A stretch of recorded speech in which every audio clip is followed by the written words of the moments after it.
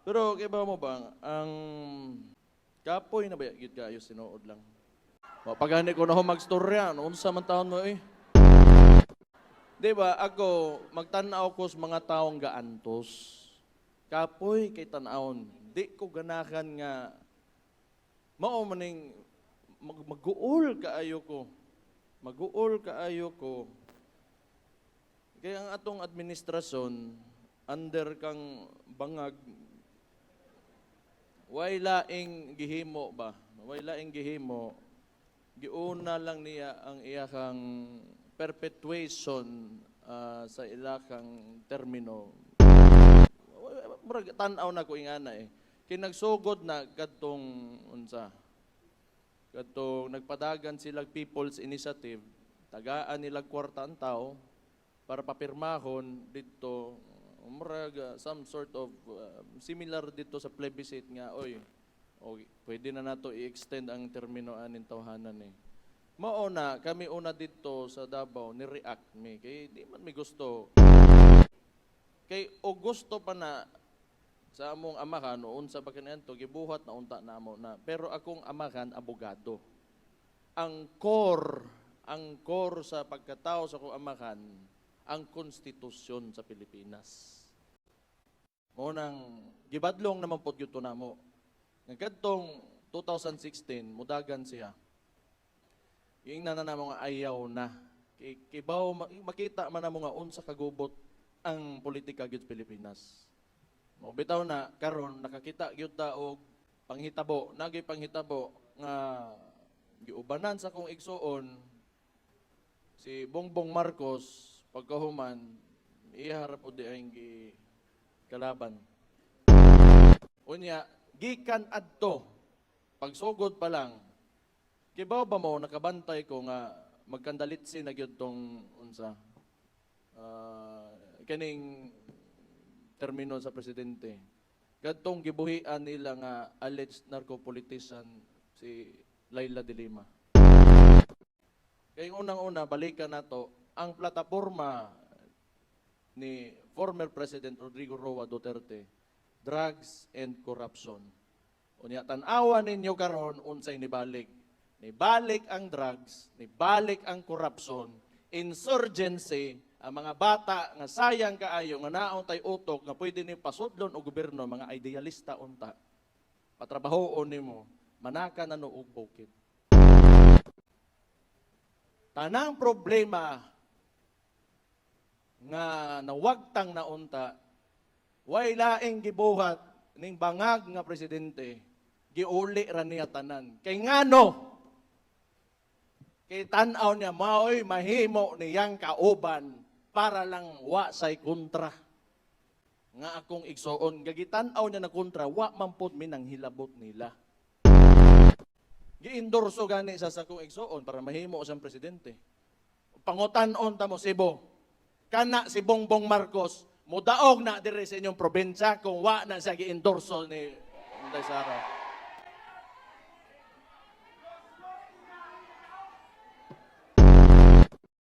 Unsa may ihatag kuno sa mga congressman kung affirmative sila for impeachment. So na ay 200 million infra kanistorya ra niya kasi ingno na tangin na priso na di pa bata pa kay ko sinuod lang hindi na mapugayo pero kanang kasugo sa ila dia nga bata nga murag tumboy kana sa charis wa pagani siguro na gibolbol pagkaway angay gana ng putang inahan na I'm very British eh buta utang igit ng bataan eh buisit yun.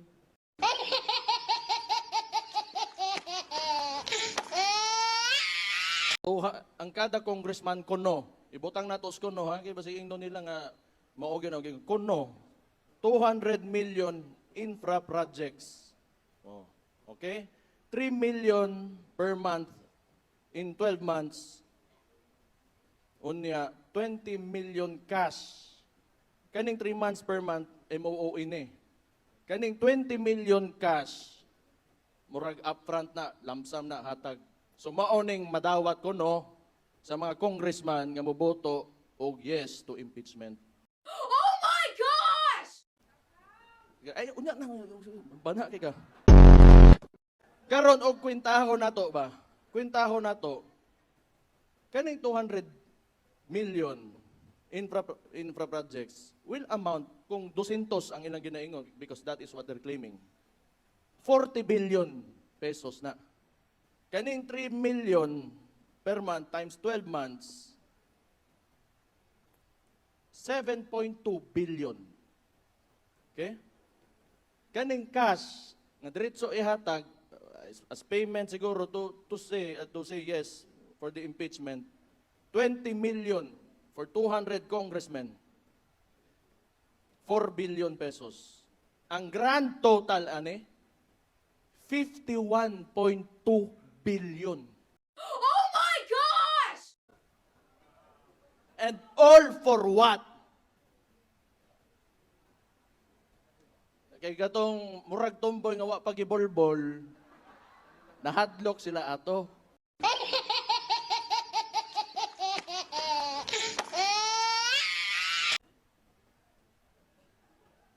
Ganyan mga congressman, gana kabalo man kung masambugiro pamuana niya. Ano mo tuo mamuana ng bataan na. Kung ginaingon ba, kamo mga congressman, basig lang paminawan ninyo inyong mga constituents. Labi na katong Resibo. Mga Bisaya man ako amakan, gadtong 2016 overwhelming man gyud ang boto nga nakuha diri ni former President Rodrigo Roa Duterte. Paminawa ninyo ang inyong mga constituents kung unsay gusto. Naapay usa manggod, makasabot ko ninyo. Kay kabalo ko, kihaan mo. Kay naa may threat, kung dili COMELEC case, kasuhan nila ang mga congressman o wa ta kabalo unsa. So mao na, murag kaning mga pagkasindikato aning administrasyon ba, murag mapya bitaw. Kay kita mo anang salidang Godfather. Katong ingon si Don Corleone, I'll make you an offer you cannot refuse. Mo nang kasabot ko, ipit yung kaayo. Pero for once manggod, suwayin ninyo, ipakita ninyo, baruganan lang. Kay total, og dawaton ninyo ni, kamo mga congressman, og dawaton ninyo ni, tanaw ninyo, mausa bagyod dayon ang kinabuhis tao. Kasagaran sa trabahante ramang gihapon. Unya isakripisyo ninyo ang inyong garbo ninyong pagkabisaya, ang kamatuoran, ang hustisya, para lang ani, kwarta. Mauna, gyoy, kahumanan ang problema aning politika sa Pilipinas.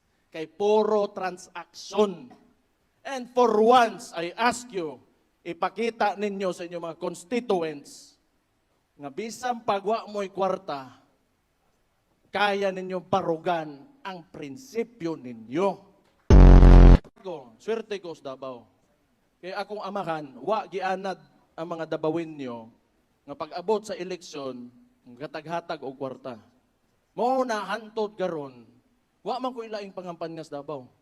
Muingon ra ko, sana ako diri, taman sa gusto ninyo, na ako. Pag di na mo, ayaw mo. Kay di ninyo pwede anaron nga kada eleksyon, paliton ninyo ang boto. Kay magtuyok rataan na. Mauna, pag-abot aning mga ing-aning butanga, nga hadlokon sila sa kwarta, di sila makadili, kay gianat ninyo mga tao nga paliton ang boto. Suwayin ninyo, ug naagyod mo'y gusto mahitabo para sa kaayuhan sa inyong lugar, para sa kaugmaon sa inyong mga anak ug sa inyong mga apo, isulti ninyo sa entablado ug mudagan mo, unya ug makalingkod mo, buhatan ninyo. Mao na ipakita ninyo sa inyong mga constituents. Di ba? Suwayi lang bisag ka usa. Kay gugmahon mo staw ug di mo biyaan ana. Mao bitaw, kamo na diritanan. Nganong ni aman mo, kay kibaw ko, kay ilamang gyud ko sa akong amahan. Dili lang to ni Tongtong pagka-presidente. Aron mahimong presidente, magpadagan o gobyerno, di lang kana, pero for the most part of his presidency, because he loved you, the Filipino people. Kadto, ako amahan, sobra ka nationalistic. Ato Tuwa dito sa, tinuod man na. Mo bitaw, makita meron, anak ko matay ka, makita anak ko amahan ba? Kuyaw gyud ni siya. Kuyaw gyud ni siya. Kay kung ako, bot lang, punta ka balo, kaya wamo ko nga pero ni uli gyud to dire. To prove his point, because he could have gone anywhere. Ni uli sa gikan og Hong Kong, bisag kibaw siya, nga kwaon gyud siya, pasakyon sa eroplano, ihatod sa dito sa Hague. You know, because what he said, and I will reiterate, he is not a Filipino for nothing. Maunang hantod karon na inherit sa akong igsuon ang gugma nga gihatag ninyo sa akong amakan, na inherit sa akong igsuon karon. Mao na ako magpasalamat ko. Kining Rage Coalition, balik usa ko diri nganong ni ata karon. Mag-consolidate na ta. Dagha man gyud tang mga maot kay batasan diri, patay ako. Kinanglan magkasinabot na taron, ha? Nakadungog ra pa ko nga medyo mga hayop kang mga animal kay mo diri, ha? Mo tanawar ako giganahan pod. Kami among kagikan Cebuanon po, di impugong ko, ambugiron po ko. Pero di kanang magsinabta na ita, maghugpong ta kaya ang atong principal ni deklara na nga mudagan og presidente karon 2028. O niya, ayaw sa mo pagbugno. Kung mudaog na to atong presidente, si Inday Sara, pagbugno na po pagbalik, diri hala, bahala mo.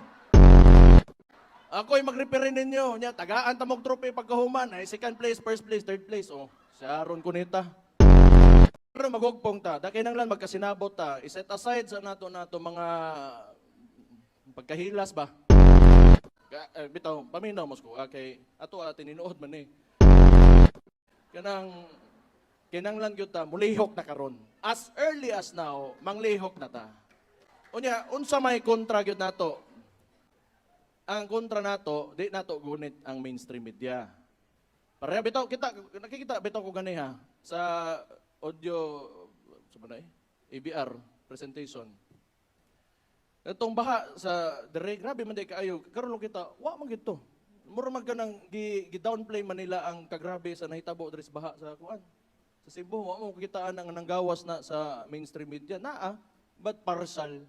Pero nakakita ko grabe man gid ang nahitabo sa inyo, and I really feel very sorry for what happened to you. Dili ato ang mainstream media. Mo na kita total timan-in ninyo ang 2016. Akong papa, uway kwarta, kinsa mo musuporta nga mayor taga Davao. Gikansawan pa nila nga ambisoso ra kaayo nga gusto mo daga presidente. Pero giingon man niya manggod kung unsay kinahanglan sa Pilipino. Ang naghimo sa mga tarpaulin, kamong mga tao.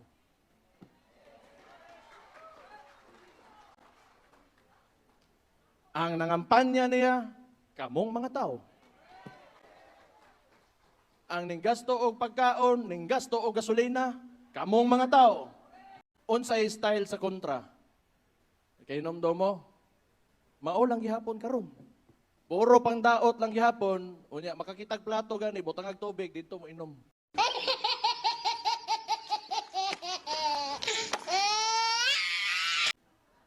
Unya mag-traffic dayon diha ang ana-ana traffic.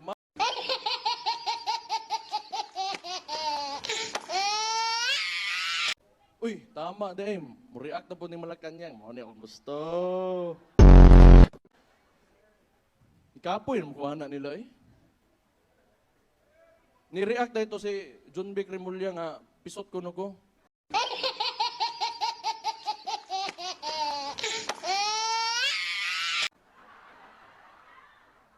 Basig. Basig. Pero ako ipatanaw siguro niya kung para makibaw yun siya. Di, mabitaw ka nagpodium ko ba kay kabalo na ko ng mga buang diya nga picture-picture na ako ugits.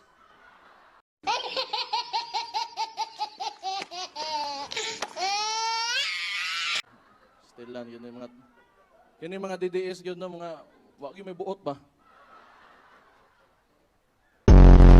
Pero mo to kung kuan, mo tong mensahe para sa mga katong nag-alanganin pa nga mono sa impeachment para sa mga congressman diri sa kuan. Ako makasabot ko ninyo mo kagool ana.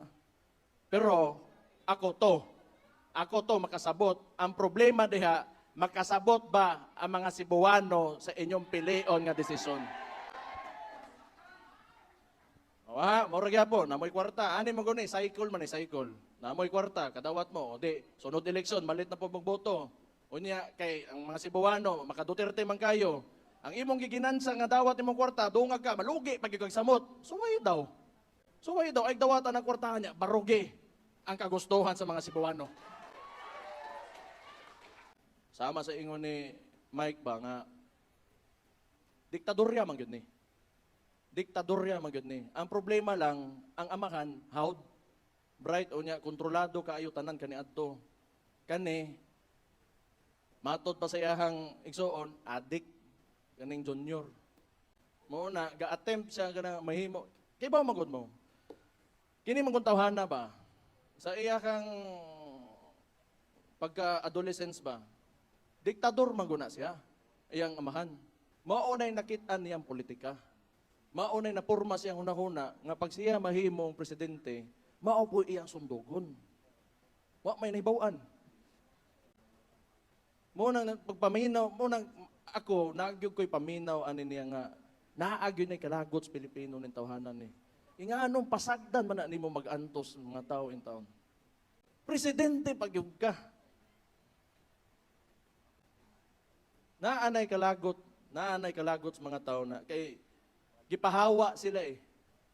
Gipahawa sila katong 1987 na EDSA Revolution. Nanay kalagot na sa tao, manay ingana na siya. Pagtanaw niya nga dili kuan sa iya ka, dili kuan ka, kalaban gyud ka. Ang ako ang punto diha. Og panahon gani sa trabaho, ayaw sa gulig politika kay ang masakripisyo ang tao. Unsa ang paglihok sa imuhang administrasyon kung pabor-paboran nimo imong mga kauban ra? Trabaho ba na responsibilidad na sa usa ka elected official.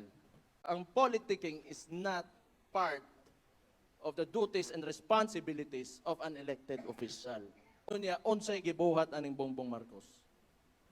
Why lain undi magsige lag buhat og pamaagi nga matangtang si Vice President Inday Sara Duterte. Pero kabalo mo matuo ko di na matangtang kay naam. Kabalo mo miscalculation gyud na sa ilahang part ng kuan kana ilang gibuhat. Kining Cebu gusto nila tungaon. Kumusta yung gobernador dire? Okay ba? Paghilo mo eh. Musta lang ganita, unsa man taon mo? Baw anas tumoy, kaya may election perme. Oh, ana ra man na. Demokrasya man ta. Ang democracy gani nakanindot pod gyud ana. Ang every elections form of cleansing na. O kuwa ta makauyon di, ngita na pataglain, ana ra. Balik ko na ko tong ganiha.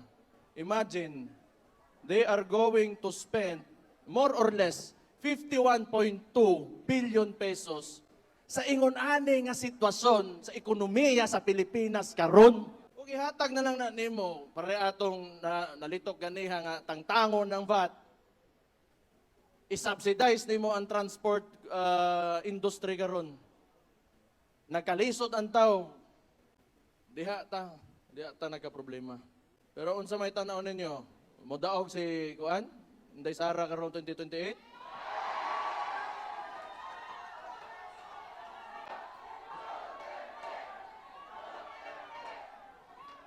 O sige lang kay og di gani gyud daghan man kog kuan tanduay dito sa Davao ato inom na lang ta. Media dili nato kauban na mainstream media. Mao na grassroots level ta kadto mga Tanawa ni ilang gibuhat mo ni katawanan kaayo. Di ba, for the first 3 years nga nagsugod ang kanang ilakang pandaot sa akong igsoon, kang Vice President Inday Sara Duterte, nagsugod sila 125 million. Nya siguro nauna-unaan nila ba, di man, guan. Di man, kuwang man. Karon gihimo ng bilyon-bilyon. Sus. Kanang inabrehay o bangko ka na tanan. Sayon, ramana. Sayon, ragyog kay na. Unahon din na itong presidente. Oh, ang number 1 sa kuan ha, position ba? Kinakusgan. Number 1 is the president. Second is the vice president. Ano din nato unahon ng balik na puta sa ulo ba? Nya ingnon na po nila, tangtango ng ulo. Hindi ako, so gago. Pagdala ko gabas, gabson na kong ulo ni Marcos, nabuang na mo. Bogo po nis matibag. So asa pagpaunsa na, mahitabo, wa pa ko kaduol sa presidente, patay na ko. Sige lang. Dugay na po na silang bogo yun. Kung bright pa na sila, gwapo kay tunasod ron. Bulok man. Di ako magpasalamat ko sa inyo ha. Gusto ko magpasalamat sa inyo ha. Kay grabe ba yun ang kaning gihimo nila sa mua? Kidnapping yun to. Kadtong gibuhat nila sa kuamahan, kidnapping yun to. Pagkahuman ana during midterm elections, naa may threat nga i-raid among mga balay, butangan ko nila granada para non-bailable offense ang ako ang ingana ba? Balin-balin pa ko bay kay hindi mo butang padakop dayon. Unya ako mag-atbangay basig makasukol ko, di mga matay tantanan. Kanang nako sa ko ang maglakaw-lakaw ko, pasundan kog drone ana pero muros nagbuang. Nagtuo sila, nakahadlok sila ba? Bisaya, hadlok ko nimo, los ninyo. Layo na eh. Labi na may mga taga Davao ba? Kay tarawa ko na. Davao may mga Bisaya po may migrants pa mi dito, mga Matinood ya, Bagokbo, kanang mga ethnic tribes. Nga. Karon, hadlok ko na pabi ninyo, nawa na may kantugan, dito na may dagat, mga lumos na may. Kundi maadto may Indonesia niya, hadlok ko, asa pa man padungan eh. Wa may laing kita, wa naman tay laing mahimo kung salbahis kay ang tao ba. Wa na tay laing sokol na laing nabilin sa ato. Pinagdako ang kontra, mas lami na. Nagtuo sila eh. Nagtuo sila. Okay, powerful sila, influential sila. O niya, they have a lot of money. Makaya-kaya rin nilang tao. Maunang batasan sa mga putang inanana. O niya, maunang ginabuhat nila sa mga Pilipino. Karon di yun nato nagdawaton putang inanana. Kami, ilado man may prominente man ang mga apelyido, inganion man gani may. Unsa na lang kag ordinaryong tao yung naon nila. Unya, doon na kay gobyerno. Karon, doon na kay gobyerno. Ang liderato ingon ana, ang ubos ana ingana ang pamatasan unsang klaseng nasod nga naa ta karon. Puro abosado. Unya, why respetos balaod. Utang ina. Wa gitay padulungan ana. Pagbantay mo ana, mo nang balik ko aning impeachment, di man na kay igsuon na ko na sila. Tan-awa ninyo ang inyong ginadbutuhan kay maunay mahimo ninyong madapigan kay ingon ana kagago nga gobyerno unya diha mo mauban unsay kaugmaon sa inyong mga anak ug inyong mga apo ini. Gusto ninyo o ingani ang dagat sa tong gobyerno, gubaon ninyo inyong kaugalingong nasod para lang ani kaning kwarta o kahadlok ninyo nga matangtang mos politika para lang ana. Ako sugad tanaw ko si kugyaw-yaw diri ba no buang. Pero di ba kanang ako ginisulti dugay na ko nakaingon sa kong kaugalingon pag sugod pa lang ani tanan kung matangtang ko okay ra ko sa akong kinabuhi. Okay ra gyud ko. Okay ra gyud ko sa akong kinabuhi basta importante maingon lang nako unsa okay na lang ingnon kay sayop na gyud tanan ang pamaagi sa gobyerno karon. And I hope these congressmen and other local politicians would also take this stand. Maybe it's time that we can be selfless. I know you want to survive in politics, you want to conserve what you have, the privileges, unsa bay lami sa kinabuhi nga na kay sweldos gobyerno nya relax kay imong oras, kapili ka nga kung kanusa ka matay ngunani tanan. O basig ako rato. Pero tama na, gusto na. Iuli na po sa tao, maluoy mo sa tao. Maluoy mo sa tao yun. Init kay panahon karon, mahal kay mga palitonon. Maluoy in taon mo sa tao yun. Sakit kay sa dugan magtanaw. Makita nimo nga ang ordinaryo ang kapobrehon ba? Grabe ang uncertainty sa ilahang makita nga kaugmaon. Wa sila kay bawo asa sila padung. Daghan pa kay tag infrastructure backlog. Tanawa, gihimong flood control, gibutang ra sa malita ang kwarta. Sobraan naman siguro istorya. Di, kay mulaag pa ko dari, tagagwapa si Bohong. Sa naman tao mo, oy. Again, magpasalamat ko sa inyo ha. Pasalamat ko kanang mga big time nga na-address sa katubangan. Gatuo mo sa kong amahan, hantod karon. Labi na sa mga tao, ang masa, labi na gyud ang masa, ang grassroots. Kibaw ko nga pinangga kay ninyo, ako amahan. Pinangga ninyo sa kibaw gyud mga gipangga pud mo niya gyud. Gipakita niya sa inyo ha, ang nasod nga tarong ang pagpadagan. Di man perpekto, pero naatay point of comparison, labi na karon kini nga administrasyon nga grabe kag buak o grabe kag guba gyud sa atong nasod. Very divisive nga presidente si Bongbong Marcos. Nya unsaon nato pag-uswag ana as a nation kung mauna ang gusto sa nas pinakataas. So and again karon nibalik ta ni ang Rage Coalition, timan-in ninyo akong giingon ha. Pag binutan mo sa isig kataon ninyo, ha, magkasinabot mong tanan, ikampanya nato si Vice President Inday Sara Duterte karon 2028. 2016, naatay simpleng tao nga mayor gikan sa Davao City ang nagbutang sa iya nahimong presidente kinsa ang tao kamo.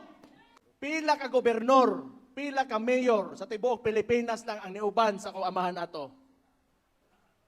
Oh, karon pila ka gobernador, pila ka mayor, pila ka congressman lang ang modool sa kong igsuon. Wala. Una man gamay maihap ra kaayo. Pero 2016, nabutang ninyo akong amahan, nahimo ninyong presidente. Unya ang pangutanan ako sa inyo ha, gipakyas pa mga tuntawahan na to. Karon, maulang gihapon ning istoryahan ni. Katong gibuhat nato atong 2016, baliko na po nato karon 2028. Ibutang nato si Inday Sara Duterte, atong presidente sa Republiko ng Pilipinas. Duterte! Duterte! Okay na to.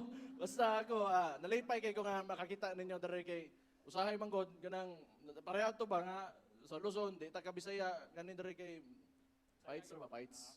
Ang kasi inyong suporta, unta magpadayon mo sa inyong mga kinabuhi nga malambuon. Siguraduhan ninyo nga inyong mga komunidad, bantayan ninyo kay kadaghanan sa inyo diri mga leader, tanang bata, eskwelahan, musud og eskwelahan para kuan edukado. Unya mo dako nga critical thinkers, importante kay na para kibaw mo bantay sa tong nasod kay sila mo sunod sa tuwa. Unya kayod lang gyud ta para sa tong nasod. Sakit kay mo bayad og buwis karon pero sige lang. Kinahanglan ta magsugod gyud, kayod ta. Kabalo mo, kinahanglan gyud nato i-restore ang faith nato sa Philippine flag sa atong nasod. So dapat di ta maundang, di ta mawadagan na padayon lang kita pirmi. Yung ano man duha ka tuig na lang na og mo daog na isuon kabalo ko tarong gyud kay nang ataw mo bitang suko kay ko karon. Tarong kay nang ako isuon. Ako dili kayo. Ayo kay nang ataw, mayo kay nang ataw. Mabuhay si Inday Sara! Mabuhay si Inday Sara! Onya, ingnan ta mo, di mo mapakyas anong bayana. Kinomdom bitaw mo nakos Danau. Nakos Danau naghinomdom gyud ko ani. Kung kana ako ang amahan, mao na ko gistorya. Kung kana ako ang amahan, magbinuang na siya pa iyang pagka-presidente. Tuktuka ko ni sa balay mo gawas ko kamo na ibitays ko Balik ko ra ko istorya. Karon 2028 og mahimong presidente na ako ang igsuon, pasaligan ta mo kung magbinuang na tuktuka ko sa balay, ako na ibitayan ninyo. Usap lang kay gusto na ko ng kuan ba, makahiusa gyud ta ba? Makahiusa ta, magtinabangay ta. Kalimtan usa nato ng kuan, kanang mga away-away nato, kanang mga kuan, mga diferensya nato, kalimtan lang usa nato. Importante kayo, maghugpong ta, makahiusa ta para sa 2028 kang Inday Sara Duterte. Salamat kayo sa inyo ha.